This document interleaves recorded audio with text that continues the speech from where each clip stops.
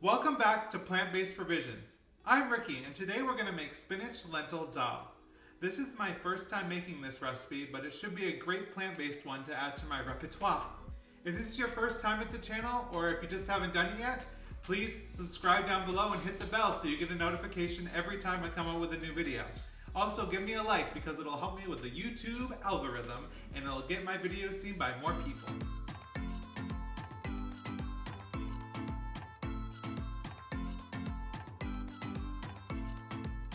Let's get to today's recipe.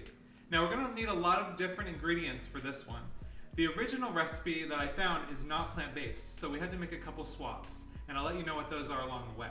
And also, I couldn't find black mustard seed at the store, so I'm just going to use stone ground mustard and see how it happens. Why not, right? Alright, so we're going to need 2 cans of already made lentils. If you want to do them from dry, you need about 4 cups of lentils, and you'll have to soak those for about 24 hours to get them to where they need to be to cook. You need a pound of spinach. I chose frozen. You can get fresh, but if you get fresh, you will need to add water later. An onion, 4 cloves of garlic. Now the recipe calls for ghee, which is a type of clarified butter, but we're going to use plant-based earth balance butter and see how it comes out. We need a teaspoon of cumin. I don't think I have that much, but we'll just throw it in. We're going to need a half cup of yogurt. This was another swap I did. I got a plant-based oat milk yogurt, so that should be pretty yummy, right? We're going to need a bit of ginger, a jalapeno, and 2 teaspoons of garam masala. I found this in the spice aisle. It smells amazing. It almost gives me that Christmassy kind of warmth smell. I love it. Okay, so the first thing we're going to make is the spinach sauce. Now, for that, we're going to need to cut up the onion and cut up the garlic and the ginger and the jalapeno. You guys have seen me chop up stuff before, so I'm just going to go meow, meow, meow, meow, meow, and go right through it.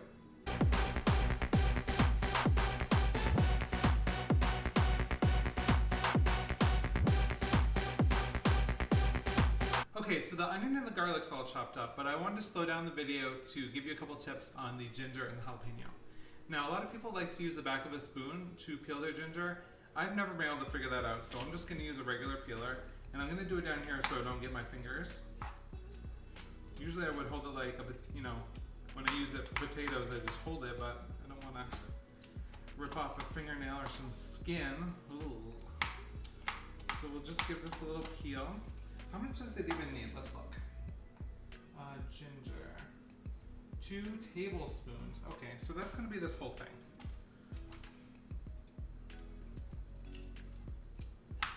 I almost did the potato thing. Oh, it smells so good. Fun fact, our dog Butters gets sick quite often, and when he does, we give him candied ginger because it settles his stomach. And he loves eating it, so. And if he gets a piece, I get a piece, right?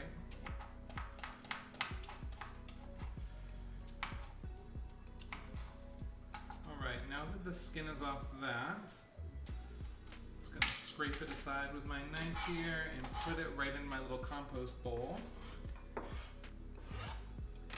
Alright, we'll just finally chop this up.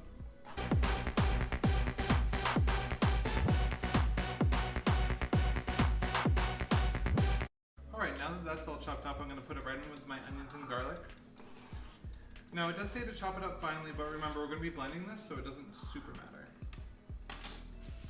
Now, my tip for the jalapeno, I like to wear gloves because I'm really bad at remembering I have jalapeno on my fingers and then I rub my face, and that's not fun.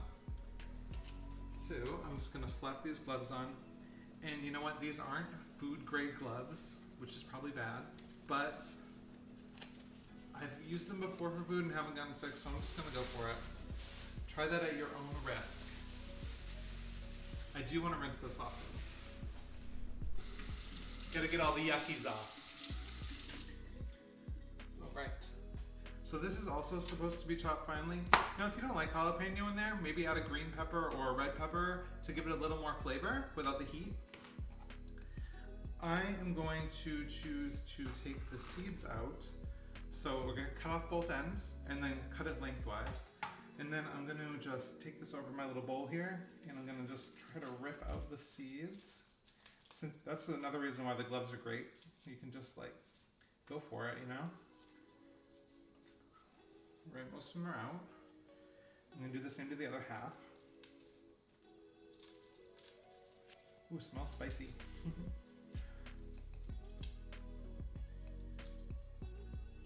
Alright, that's most of the seeds. We'll call it good. And then we just need to finally dice this as well. Again, doesn't super matter because we will be blending this. Apparently I really like blending stuff because this is the second video I've done out of the 3 I've made so far where I'm blending up something.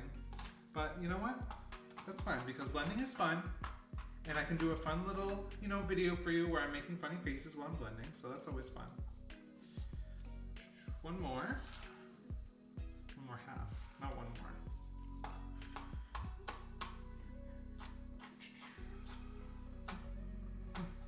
Oh, I just felt a little juice on go up on my forehead. It's dangerous.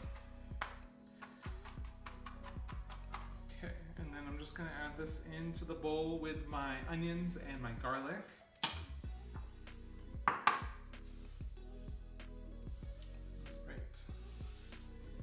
So the next step is to go over to the stove and take our onions, garlic, jalapeno, and ginger mixture. And also we're gonna need the butter in place of the ghee to cook them in. You're gonna also wanna bring your spices with you because those will be added as well. And also the spinach. Oh, that's like a lot of our ingredients. So I'll see you over there and we'll see what happens next. Okay, looks like we made it over to the stove and brought all our stuff with us. So first we're going to put in about 2 tablespoons of the butter. And we're going to get that all melty. And once that melts down, a little more. Once that melts down, we can add in our chopped up veggies here. And then we're going to cook those down for a couple minutes. And then we're going to add our spices in and our spinach and kind of let it all melt together before we blend it up. Alright, the butter's starting to sizzle, so it's time to put in our mixture. So just put it right in there, give it a stir, give it about 3 to 4 minutes until it starts getting all translucent and brown. And then we'll add in, and then after that we'll add in the spices and the spinach.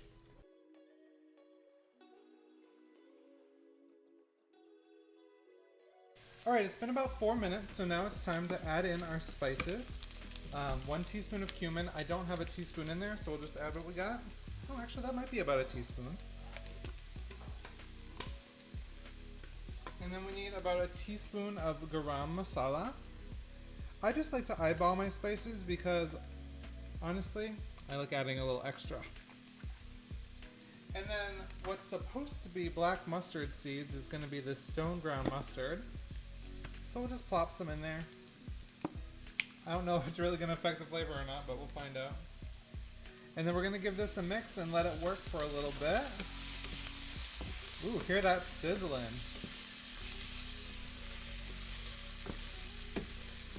Oh, that smells really good already.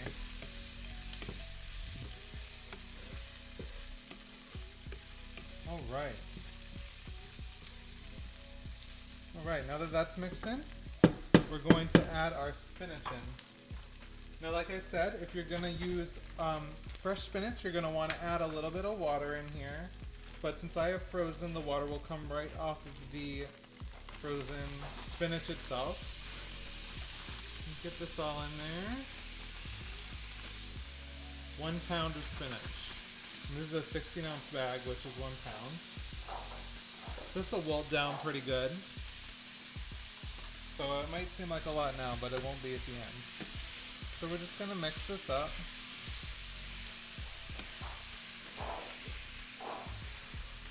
And I'm gonna let the water come out of the spinach a little bit before I cover it and let it simmer for a little bit. So this spinach isn't um, providing as much water as I'd like to see in here. So I'm going to add a tiny bit of water. Grab my handy little measuring cup. Get the water straight from the fridge. Just about probably a third cup.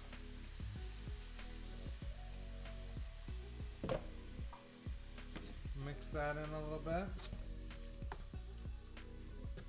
And then I'm going to cover this for about 3 minutes and let it work together, and I'll see you in a few. Alright, it's been about 4 minutes, so let's see how it's going. Ooh, steamy. Oh yeah, okay, that spinach is wilted down. The ingredients have had time to work together.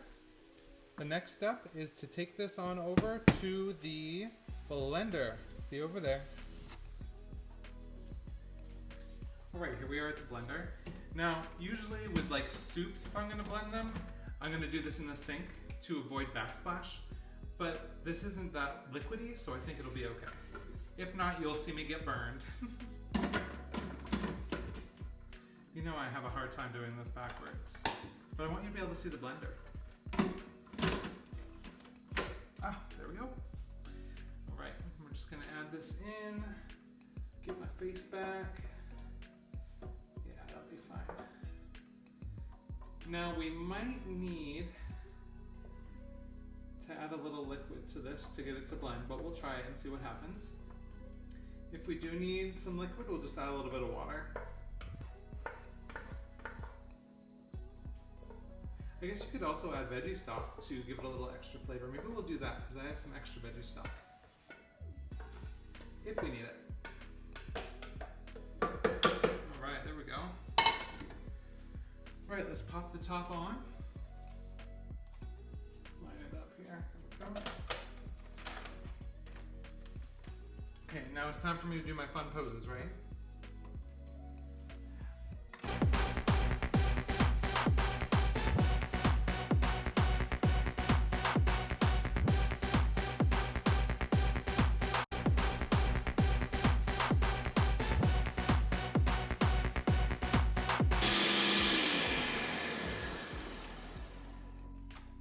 Check it. Release the pressure.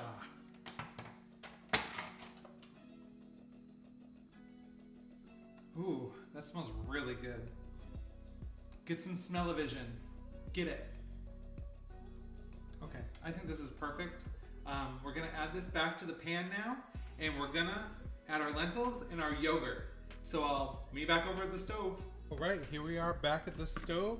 I have the heat on medium. And we're just heating this back up. We're gonna add in our 4 cups of lentils. Now from the can, I did drain the liquid out so this doesn't get too liquidy. If you want it more loose, you are more than welcome to leave the liquid in them. Oh, there's a little bit in there still. Ooh, plopped in. All right, and then we're also gonna add our 1/2 cup of yogurt, which should be this whole thing. This is oat yogurt. I just tried it, a little bite, and it tastes just like normal yogurt, surprisingly. All right. And this is also where we're gonna add in our salt. If you aren't a huge salt fan or you're watching your salt, feel free to leave it out or just add a little bit in at the end. I'm gonna add about 2 teaspoons. I always say tablespoon instead of teaspoon. That should be good. Tony likes a lot of salt, so I try to add a little extra in. Alright, and we're just going to mix all this up. And at this point, we're pretty much just letting the flavors melt together, and we're warming it up so we can eat it. Now, this is a recipe that you can choose to add different things to. You could try adding kale, half kale, half spinach. You could also try different kinds of lentils. There's a few different kinds. There's black and red. These are just regular old brown lentils. This is smelling really good. Can you guys smell it? It seems like it's more of a sauce packed with protein and nutrients as opposed to like a big hunk of meat or something. Gross. There's a few different options for serving this. You can serve it on top of rice or with naan bread, which you can make from scratch or you can buy. I'm gonna put it over rice, which I'll show you over at the end. So I'm just gonna leave this on low heat and let it do its thing and get warmed up. Add a couple of bubbles, so I think it's ready to go. I'll meet you back over at the counter and we'll finish up this delicious recipe.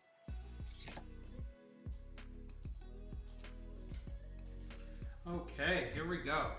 So I'm choosing to put this over brown basmati rice. I get it in a giant bag at Costco, and about every 2 weeks I make a big crock pot of it, about 4 cups, and it lasts me for 2 weeks in the fridge, and I can just heat it up whenever I want, and I add different things to it. It's a good way to get a good healthy grain in. I have about a half cup to 3/4 cup in here, and then I'm just going to take a nice big spoonful of my Lentil Spinach Dal, maybe 2. Oh, doesn't that look beautiful? I love the colors. Let's try it out.